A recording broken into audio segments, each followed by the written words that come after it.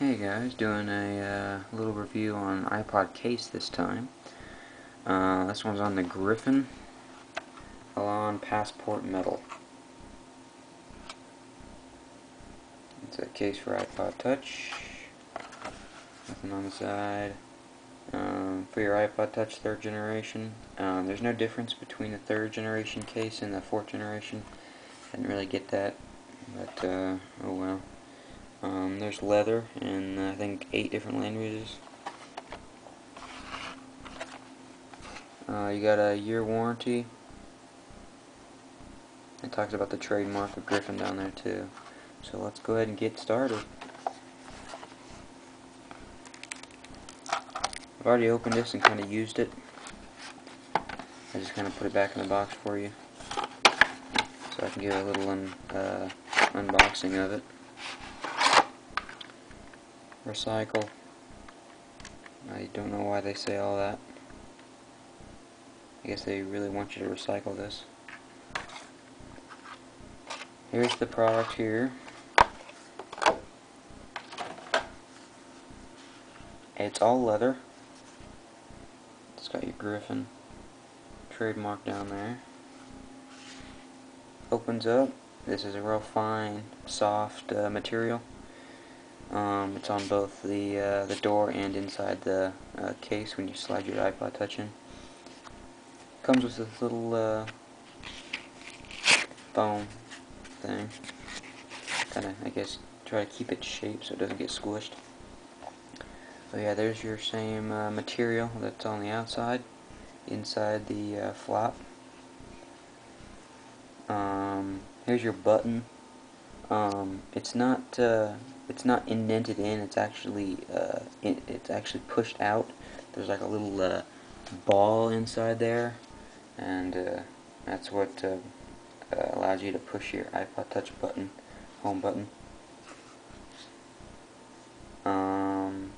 That's about it for this thing. Here's here's my iPod. It's the 4th generation. I have Invisible Shield on this, both front and back. I didn't really trust the case to keep it unscratched, even though it already was. I used a in-case slider case for a while, and that's what caused all that. But yeah, I just went ahead and put an Invisible Shield on front and back so I could use this case with it. All you do is you slide it in there like that, and it's you've installed it. It's pretty simple. All you do is slide it in there. The Invisible Shield gives it a little bit tighter of a fit, and as you guys know, if you've all used Invisible Shield, it's got more of a rubberish feel to it, and it actually helps it stay in the case than if it wasn't on. It's pretty slippery. The iPod itself is pretty sleek looking, and it'll slip out of the case if you don't have Invisible Shield on. So Invisible Shield does help with this, with it staying in the case. There's your shutter button up there. It's accessible. When I first got this case, I was worried about this little piece here, pushing it every now and then, or this little piece of leather here, bending down and pushing it like it's in my pocket, but it doesn't. There's your headphone jack. Some people don't like it because it's kind of covered up by that piece. I don't really care. It's still accessible, fairly simple. It's not like you have to move that out of the way. 30 millimeter, or I'm sorry, not 30 millimeter, but 30 pin connector. And your speaker is kind of hidden, but that doesn't matter. It doesn't affect the speaker's audio. And your home button's right there.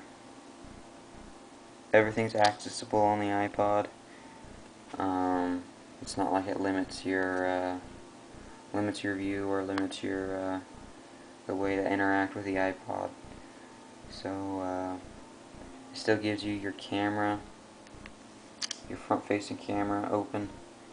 it does not give you your rear facing, so if you have to take a picture, you have to slide this out and take a picture with it when it's out of this case.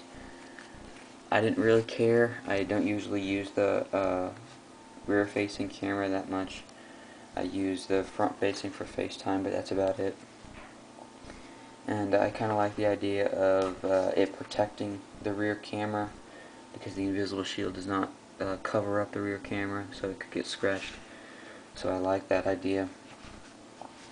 Some guys say that the door doesn't fully close. It closes, but like all things, leather is a material that loosens and relaxes over time. So if you're using it quite a bit, flipping it open and off, or flipping it open and close all the time, and putting it in your pocket and using the button, the leather will soften and it will close. Mine does close. I don't know. I don't know what those other kids have done with their case. I guess it was brand new.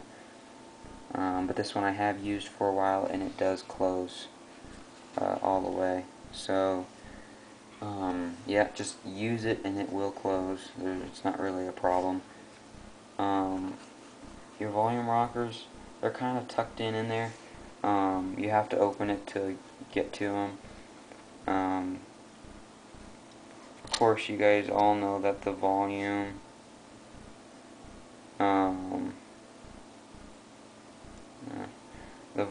is accessible here, so you don't really need to have the volume rockers. Also, if the screen's locked and you double click your home button, you'll get the volume, so you don't really need the volume rockers. If you're going to be opening this flap anyway, it might be a little easier just to do it this way. But that's about it for this case. I hope you guys enjoyed the video. Comment, rate, and subscribe, and I will see you guys on the next one.